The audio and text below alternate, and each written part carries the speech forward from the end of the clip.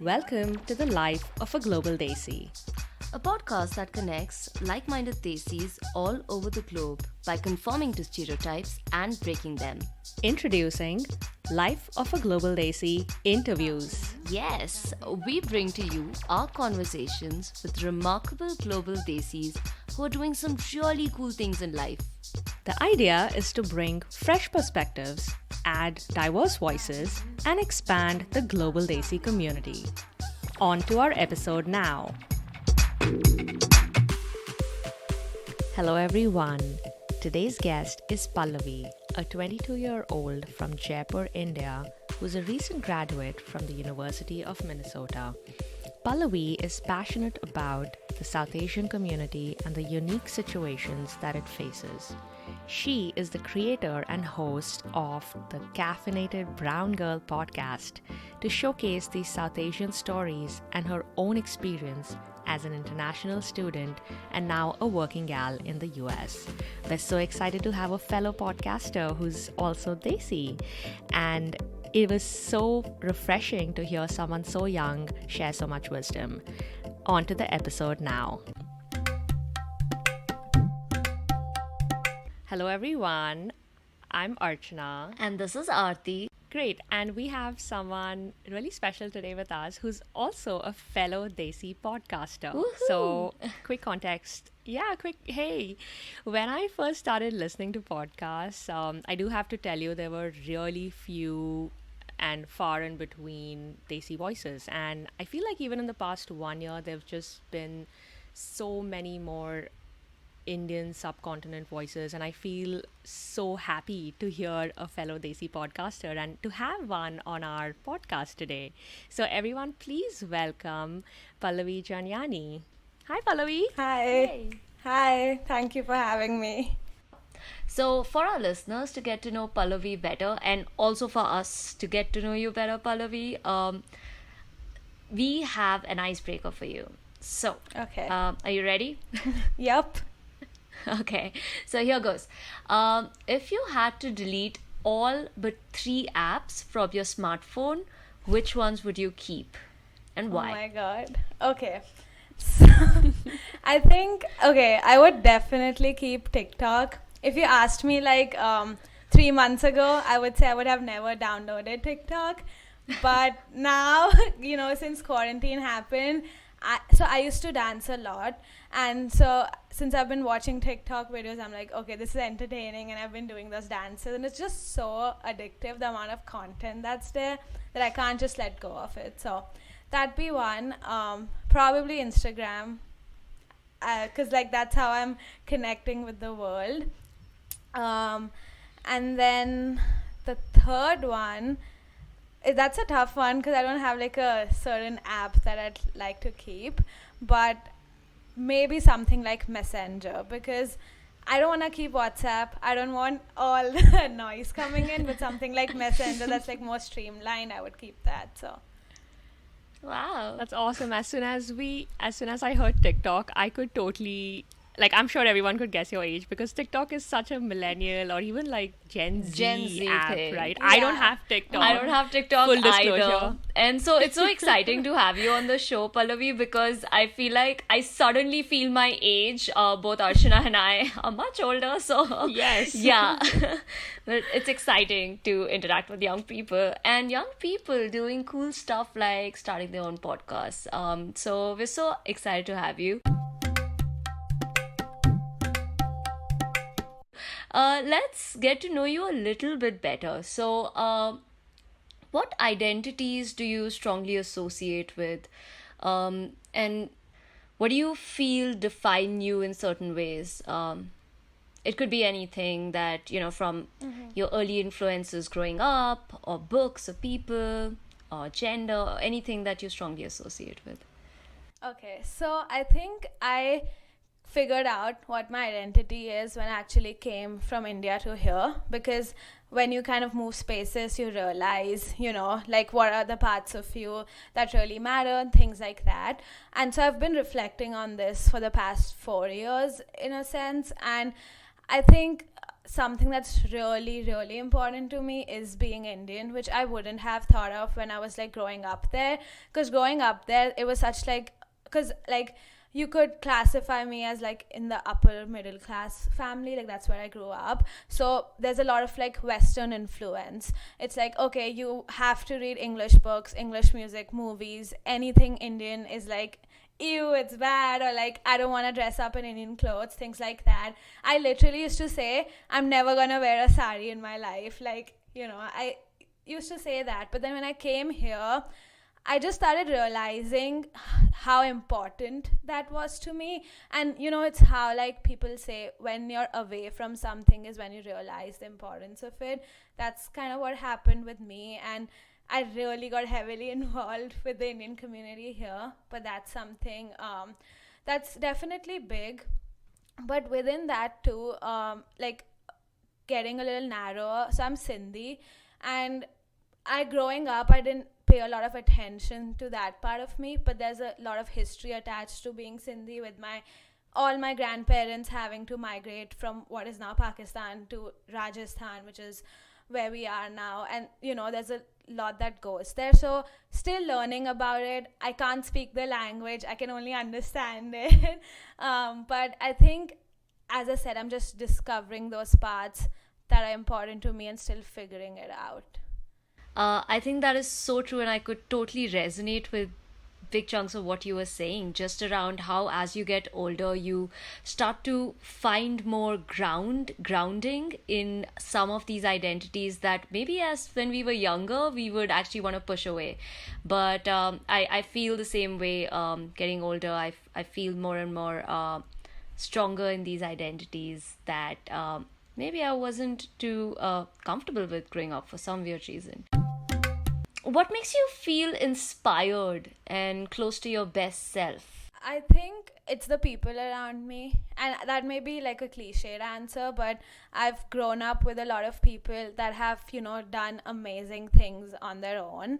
So whether that's my grandpa or whether that's my brother, like starting their own businesses and bringing it up to a big level, or whether it's my friends over here who are inspiring me to do things. For instance, so when I came here, as I said, I became more aware of my Indian identity, and I really wanted to get involved with the Indian community here.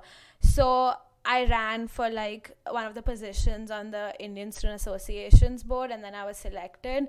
My first year especially, and moving forward, even when I served as co-president this past year, I was getting inspired like by my peers, like, because you get to think of things that you by yourself may not have thought of.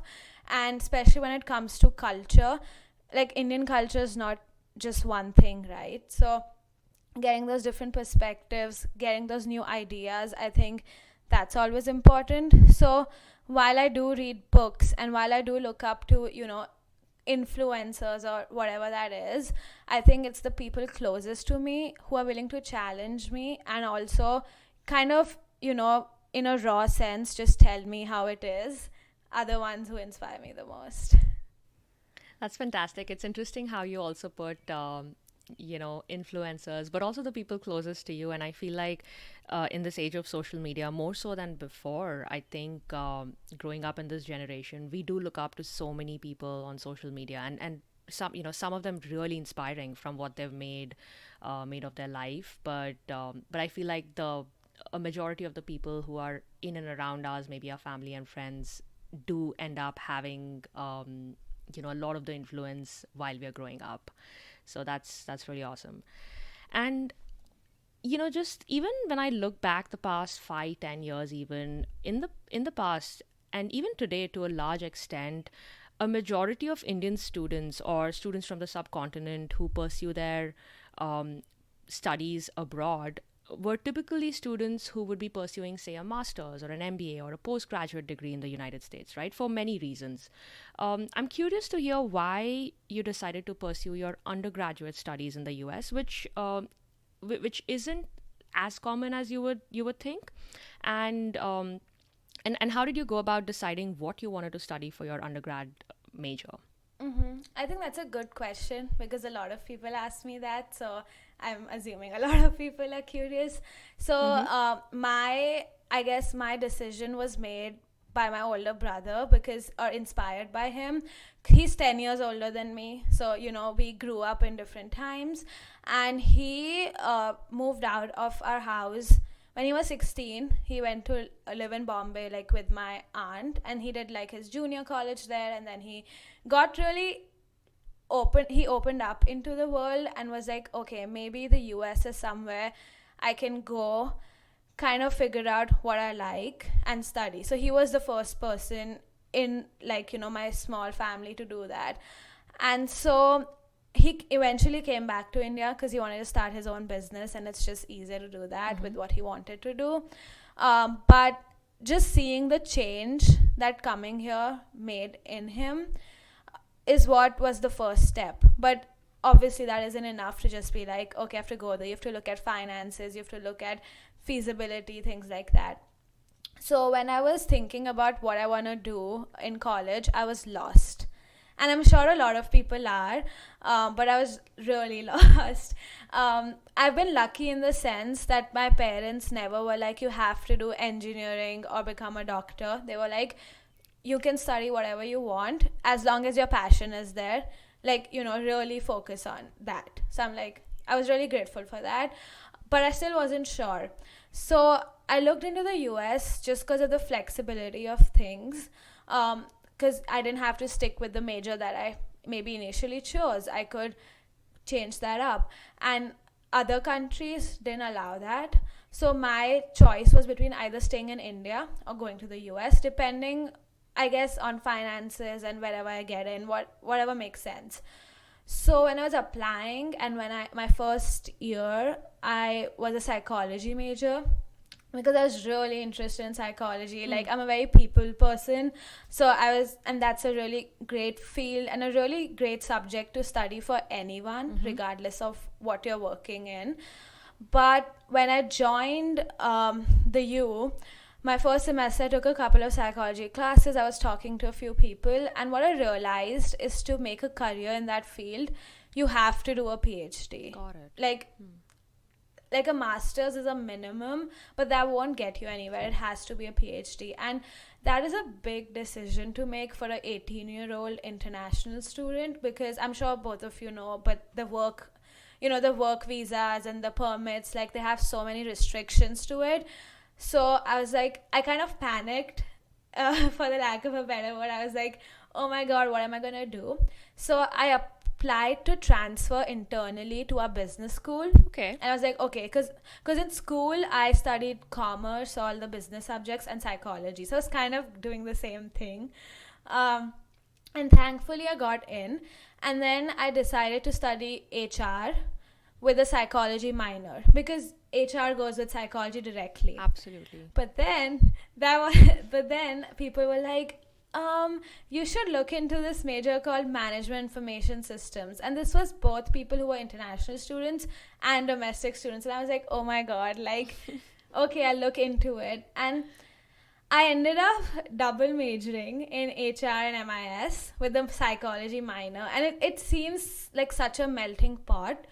But I'm glad I did that, just because MIS gives me the technical skills, but it also gives me the ability to stay here and work for a longer period of time, because it's a STEM major, but HR isn't. So, like, it wasn't my favorite thing, but I guess my decision was made by, like, my interests as well as kind of like the demands of the situation. But by being able to study so many things, I'm keeping my options for the future open. So if I want to work, I can do that. If I want to pursue a PhD in psychology, I can still do that. So I just try to keep doors open for me. Absolutely. I think that's such a smart thing to do. And a couple of things that I, just glean from what you mentioned. Like, the first thing is, for people who are listening who don't understand the STEM, OPT, these are, anyone who's come to study in the US understands what the, optional practical training, you basically study and then you get 1 year of work if it's not a STEM related course, which is science, math, engineering, or technology related. But But if it's a STEM related course, you get 3 years. So that's what Pallavi was talking about in terms of having that additional buffer time to look for a job, but then also apply for your actual work permit, right? So super technical, but these are just things that are ingrained in students who come to the US to study, right? I mean, it's kind of like the table stakes prerequisites that you need to understand.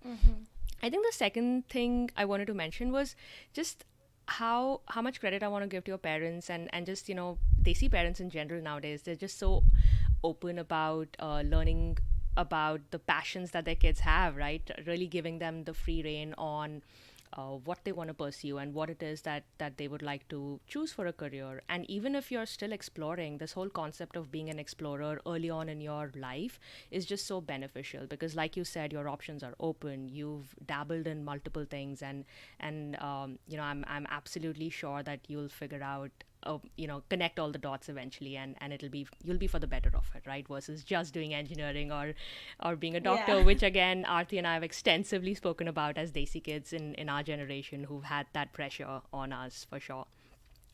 A little earlier, you mentioned about your elder brother. It's so interesting. I obviously didn't know about that, but you mentioned moved out at 16 to Mumbai. I'm curious, what was it like for you moving to a new country, right? Moving from, say, Jaipur to Yeah. Mumbai is one thing, but you moved from Jaipur to the United States at 18, which is such an impressionable age, such a pivotal point in your life. How do you think that shaped your personality? I think it changed me as a person. Like, if you ask anyone in my family, especially, like, I'm not the person I was 4 years ago, but for the better. So, really grateful for that. So, when I'd grown up in Jaipur all my life, so everyone was like, "Are you sure you want to do this? Like, are you sure you can handle it?" And I'm like, "Of course I can handle it." For some reason, I had so much confidence, which I'm like proud of my 18-year-old self for having that confidence. I was like, I can do it. I need to break out. That's Like, that was just incredible. kind of it. Yeah. Like, I just, like, sometimes you feel so boxed in by just being in one place. I was really dependent on my parents. I lived in a joint family, and most of my cousins on both my sides are my brother's age. I only have 3 other cousins who are like my age, and they lived in Spain or Mumbai all their life. So in my like home in Jaipur, I was the only child. And so people, like my family members, would kind of like baby me, because I was the only one left to baby. Sure. um so so when I first came here, my parents came with me. They attended their orientation. They were here for like a total of 5 days, and then I was just by myself. And it's scary, but something that I did, and I would recommend anyone, whether they're an undergrad or grad student or coming here to work, whatever, to do, is to find people, maybe from your own country or from other countries, who are in the same position as you. So there are Facebook groups, there is Instagram. Like right now you can connect with anybody, really. Like how you messaged me and Yeah, we connected. absolutely. Like it's very easy to find people. And so through a Facebook group, I found a bunch of people. We had this huge WhatsApp group, and like it was crazy. But I just knew people coming in. And then I, talked to my roommates, to who I was assigned to a little bit before. And so when I came here and I met especially those who are like international students, like one of them I live with right now, literally, and she's like my best friend. But we met on that first day. And I think if you're able to find that community, that transition is so much easier, because you're not alone. You're not feeling that loneliness, that homesickness, especially in state schools where most of the people are from that state. It's tough because people just go back to their homes on the weekends or on holidays, and then you're just by yourself. But I didn't have that issue. So that was really good. And I think obviously homesickness hit me here and there. Right now definitely is, because my parents were supposed to be here for my graduation. That didn't happen. Oh, I know. But I think in the end, it's about having that network, whoever it is, whoever your friends are, and having that mutual relationship with them where you're able to give and take. So Yeah. I completely agree. I think finding a support system is absolutely key in any new environment, wherever you are. Like for me as well, when I first got to the US, I'm sure for Sis as well, when she first got there. Even for me, now that I'm living abroad in a completely new country, in a completely new continent, I think finding your community is so important. So yeah, that's great advice around just how to find your bearings in a completely new place. So when Sis and I think moved here, I'm sure we had, or at least I had, in my experience, quite some culture shock. In spite of the fact, like as you rightly mentioned, in India, young people, they love consuming so much of Western pop culture. We grew up consuming so much of like watching movies, be it pop music and all of that. But I think being here, I still face some culture shock. So I was wondering, what are like three things that surprised you about the US campus life, both pleasant and unpleasant, if any? And what are some things that you enjoy or like were pleasantly surprised with? Okay, so I think something that pleasantly surprised me was how welcoming everyone was. Minnesota is known for being Minnesota nice, but so one of my roommates, we were like randomly assigned, but she ended up being one of my best friends. And so when the first semester is like your fall semester, right? And you have Thanksgiving and Christmas and all of that. So I was going home for Christmas, so that wasn't a worry. But for Thanksgiving, she took me to her parents' house, and then we went to her grandparents' place. Did sledding, we did ATV rides, things like that. Sweet. So like, yeah, so like, and one of her sisters were like, oh, you're also our sister. Like, she has four younger sisters, so they're like yeah, so it was just so sweet, like seeing how welcoming people are. So I would definitely say that was one thing that really surprised me, but in a good way. Something that was a little difficult to kind of adjust to was the way classes are taught, because in India, like, it's very, you have to cram things. It doesn't matter if you actually learn or not, and I don't really agree with that style. But here it's more like you have to learn, you have to do group projects, you can't use Wikipedia like that was a big one, I would say. But I think just kind of adjusting to that transition was really important. And thirdly, I would just say like how people interacted in general with people they didn't know. So I'm a really shy person, like especially when I was growing up, but coming here, randomly people would say hi and talk to you, even if it was small talk.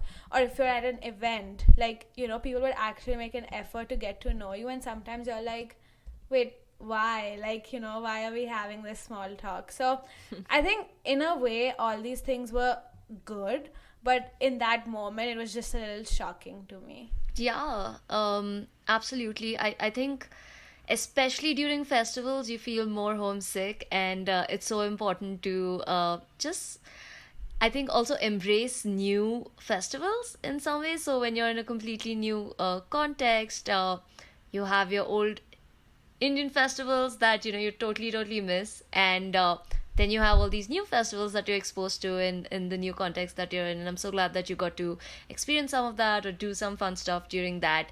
With regard to like missing Indian festivals, like how is the Desi community in Minnesota like, or the University of Minnesota campus like?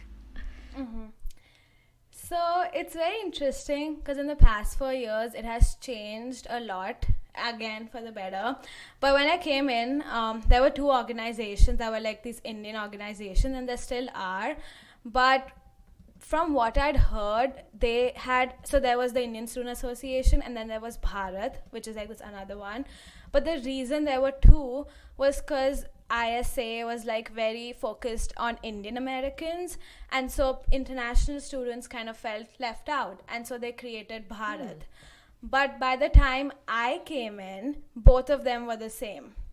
It was very catered towards Indian Americans. And so the only distinction was Bharat did all the festivals, and we, like ISA was very event based, because we were non-political and non-religious, so couldn't do like festivals. So that's how it was like divided. So that's the reason me and my roommate, we were both motivated to be on that ISA board, because we're both international students and we just saw they weren't catering to our audience. For example, that we have a fall show every year, and there's a skit, and that skit was very superficial. The first year it was playing to all the stereotypes, the accent was very like enhanced, it was just all jokes and nothing meaningful. So we were like, okay, like if we can contribute to bring a different perspective, why not try? So I got onto the board, and this was my platform, that I do want to create a community that does serve international students. And so over the past 3 years, we have been able to make it a space where everyone feels welcome, regardless of whether they're Indian or not. Because obviously we have people from other descents within the South Asian diaspora. We have started collaborating more with organizations like the Pakistani Student Association, things like that. So I think just seeing that need and being like, okay, everyone needs to be welcome. And I think the moment I knew that we had somewhat achieved this was at our last event that we had before quarantine. Someone told like one of my board members that, and like she was a student who's like my year, so she started that year and she just graduated. She was like, my freshman year I didn't like ISA, but now I feel so welcome. And that just came to show the change.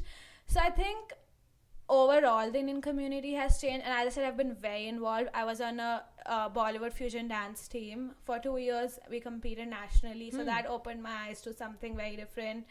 I was a manager for a Bollywood fusion a cappella team. So I just kind of immersed myself, because as I said in the beginning, like I became more aware of my Indian identity. I actually wanted to advocate for it. And so I think it has definitely changed, and it's not just because of me, obviously, but I think as a whole in the past 4 years, people have realized the importance of becoming more inclusive and all of that. That is so Absolutely. cool. I think I just wanted to so well mention, said. because you mentioned you managed the Bollywood Indian a cappella team, that Pen Masala is my absolute favorite a cappella team, and I just wanted to give it a shout out. They are just amazing. Sorry, sis. Sorry to cut you off. No worries. I was exactly thinking about Pen Masala when you mentioned a cappella. For some reason, they turn out to be the gold standard in a cappellas, especially the Desi community a cappella, right? It's so cool. They're really good. And I was just gonna say, it's so interesting, for Indian students, particularly when they come to the US and they realize that the Indian subcontinent actually is just such a big community, right? I mean, when you're in India, you only think about India as the subcontinent, but there's, like you said, Pakistani students, Bangladeshi students, Sri Lankan, and, just so much more. And that just feels like home, because there is such a similarity in the cultures and the food, in how we celebrate festivals, right? All of that. So I think that really encompasses Desi, the word Desi, and that's really what Aarti and I also discovered, right? Because the misconception could be that Desi just means Indian, but that's not really true. It's really the Indian subcontinent and all countries that comprise that.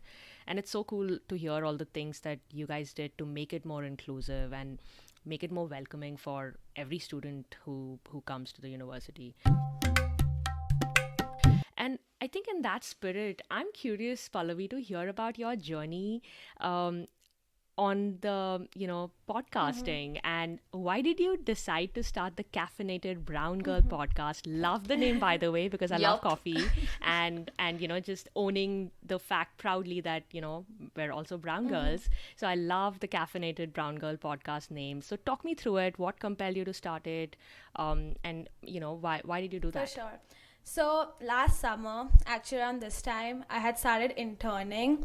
And sometimes when the work gets really redundant, you need something to get the day going. So I discovered podcasts. And since then I've been hooked. And I have some sort of creative energy in me, but I could never find the right way to channel it.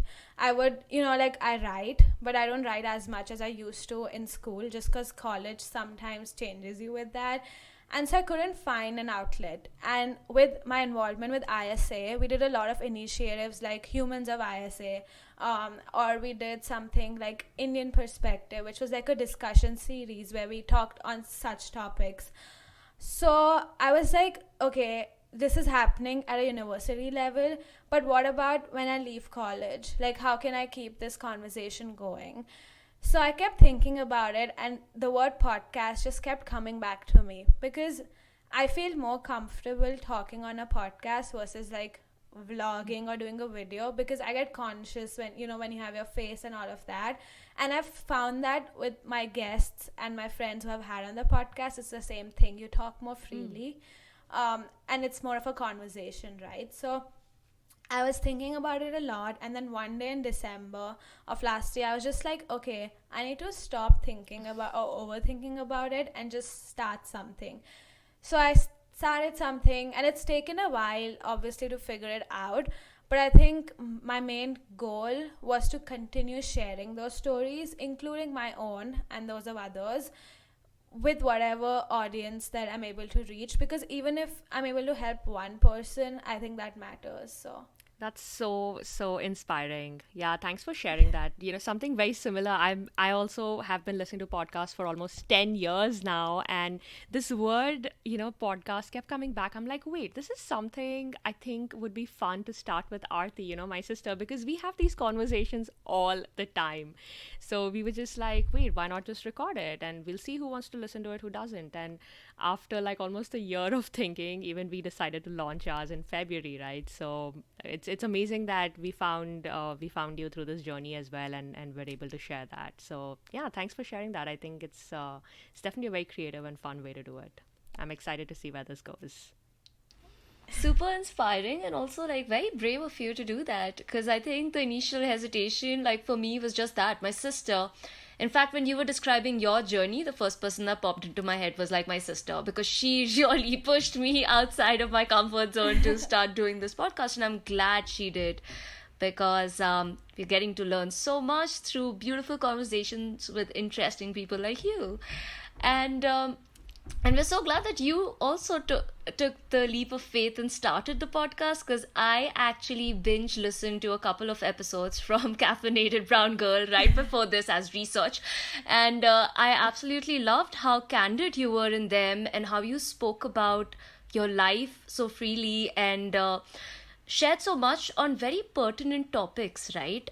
You talk about a lot of varied, wide ranging topics, from mental health, which can be a very taboo topic in the Desi community, to things like imposter syndrome, which I absolutely felt on coming here, even for like my master's. So, tell us, why do you think that Desi community is so shy about talking about such topics, and what can we do to change this perception and talk about it more?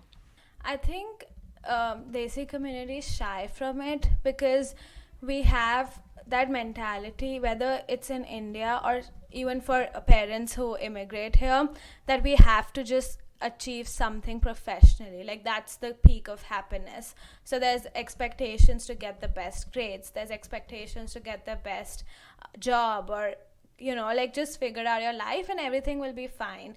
So I think that's so ingrained, that, and sometimes I find it with families who immigrate to the US. Sometimes it's even more, just talking to my friends and their experiences with their parents.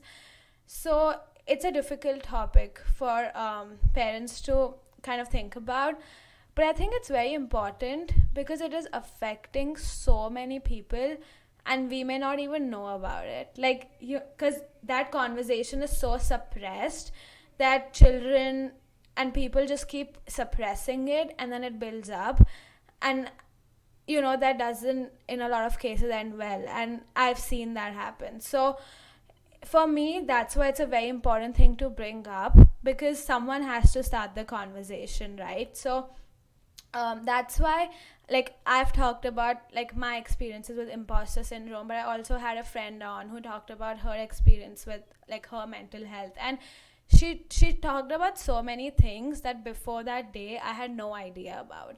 And that just goes to show how important these conversations are, because unless someone asks, no one's gonna tell about their mental health struggle. Because for me personally, I would feel like a burden for telling anyone else, right? So we have to bring up that question. And so I want to continue talking about these topics. I do have a couple of guests that are talking about this topic, and something like sexual assault, which is also very serious and needs to be talked about in our communities, and is considered a taboo to talk about something in that region, but shouldn't be.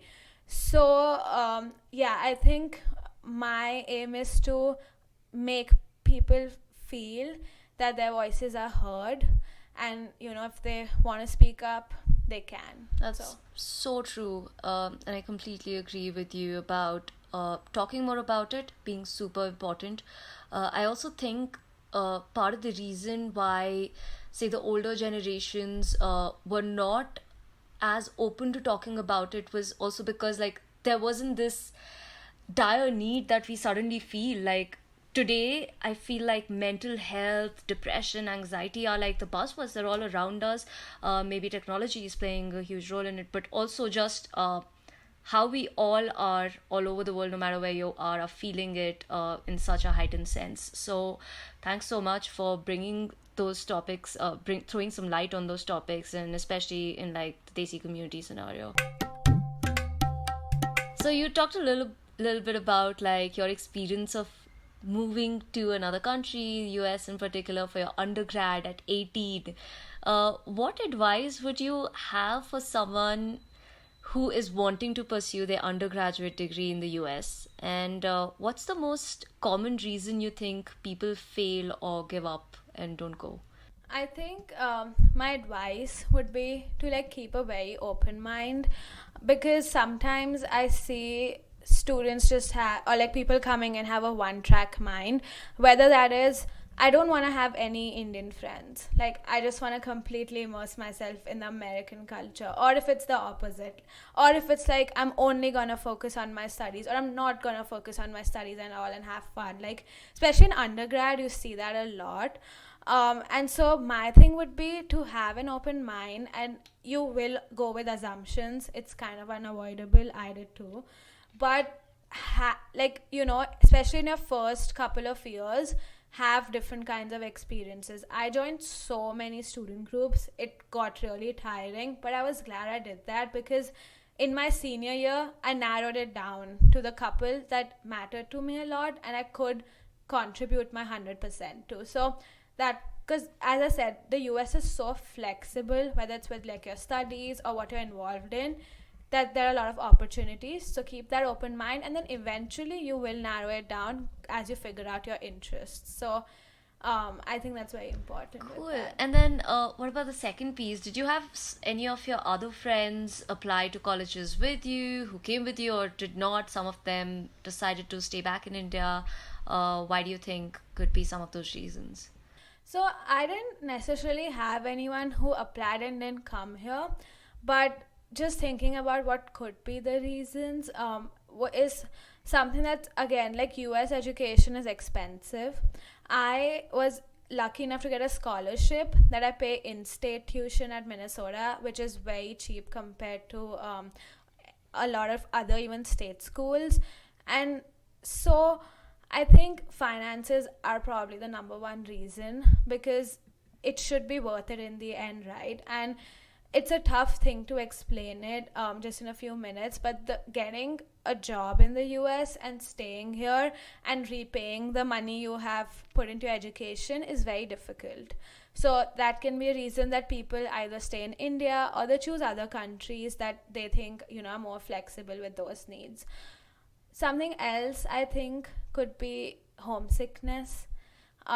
You're so far away from home, you can't just go take a car and get back home. You have to take a flight, a very expensive flight, spend over a day and go back, right? So these are obviously all assumptions, I'm not sure, but right now from what I've heard, less and less people are wanting to come to the US, and obviously coronavirus has a part to play in it, but even before that, I think people are just thinking about other places or staying in India, and that's totally fine too. So, yeah. That's awesome. No, I completely agree. Thanks for sharing those thoughts. And I guess the whole idea, really is, especially at least for you, and I think it's partly true for Aarti and me as well, as the idea of just being an explorer, right? I mean, like, I guess just seeing the world, exploring different types of education systems, and really meeting a diverse set of people as well. And I think that's what studying anywhere allows you, that even within India, if you just leave your hometown and go to another city, that's what happens, right?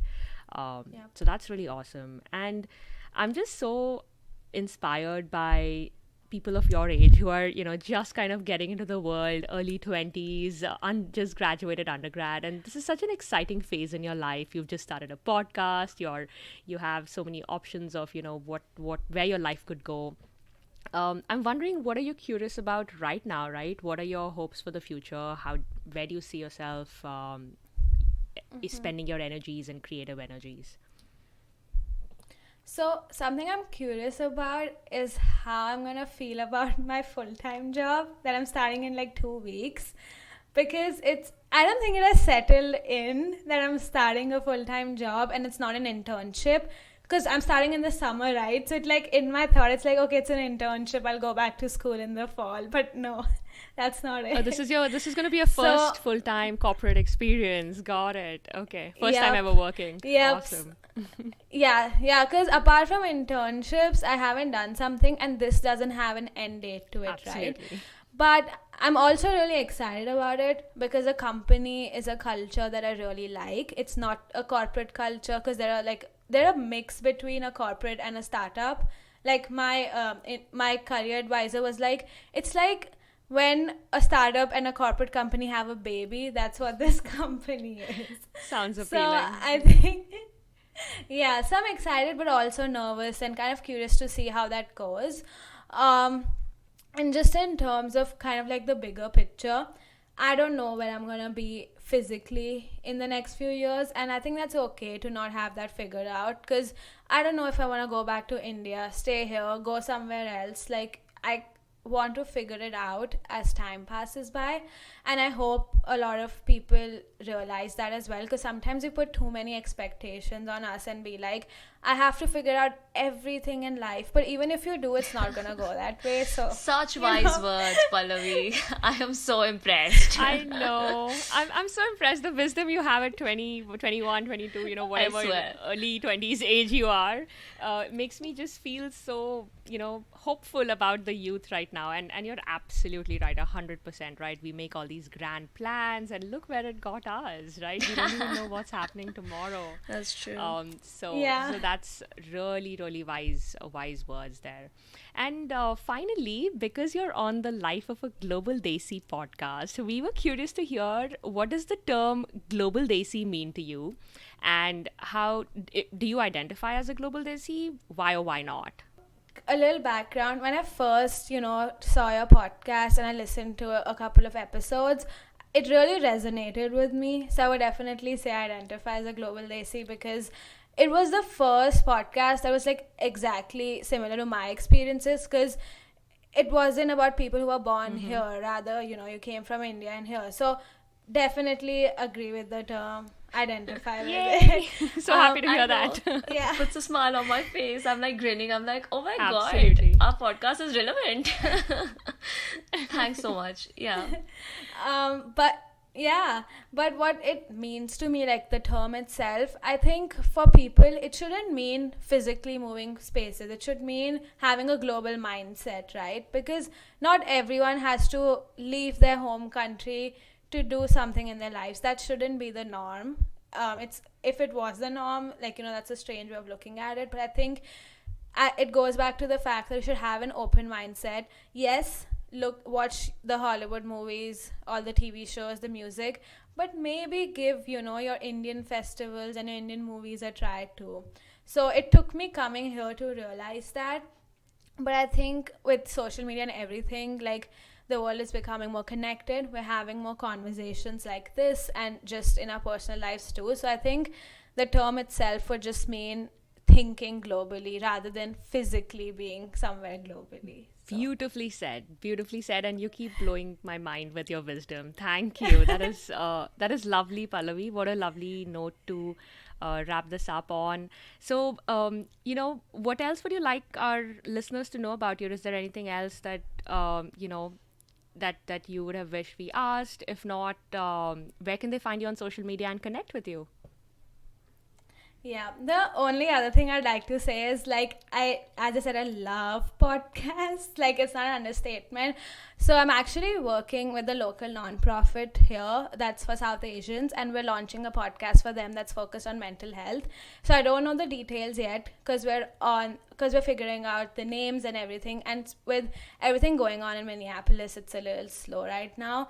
But that should be coming out soon too. So if anyone like wants a South Asian focused mental health podcast, like that would be a great resource. But don't have a lot of details right now. No worries. Exciting No stuff. worries. We'll definitely link your. Yeah, that's definitely exciting and so pertinent, right? Like you said, and like we're noticing in today's world, even in the things that have happened in the past 1 week, it's just disheartening, but also great to know that people are opening up the conversation and talking about so many things like race and mental health and just all the issues that drive humans to do, strange things, but also hopefully bring them back hope. So yeah, we'll definitely put your show notes in our show notes. We'll put the link to your podcast as well, and your Instagram handle. I keep seeing all the lovely things that you post, so that's awesome.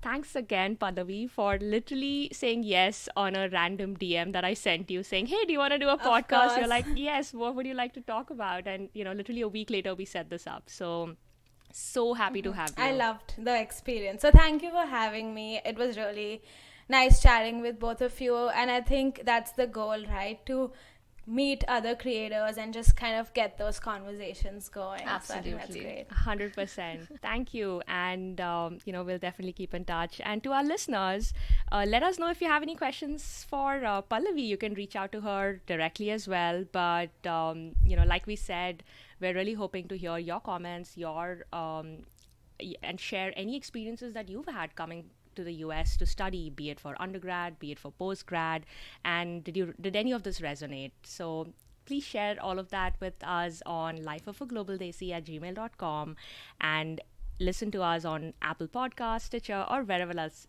you listen to your podcasts. So stay curious and Keep listening. Peace out. hey Desis, if you enjoyed this episode, then please rate, review, and subscribe to us on Apple Podcasts, Spotify, or wherever else you're listening to podcasts. And drop us a note on lifeofaglobaldesi@gmail.com or our social media to keep up this awesome dialogue. Oh, and don't forget to give us a 5-star rating. You're so cheap. Why are you asking them for 5-star ratings? Well, I always ask for the rating I want, not the one I have. Like dress for the job you want, not the one you have. That's like the stupidest thing I've heard all day. Aarti, you're so judgmental. You need to stop being Listen, judgmental. I just think you can't be so demanding. That's all. You ask for what you want. Bleh.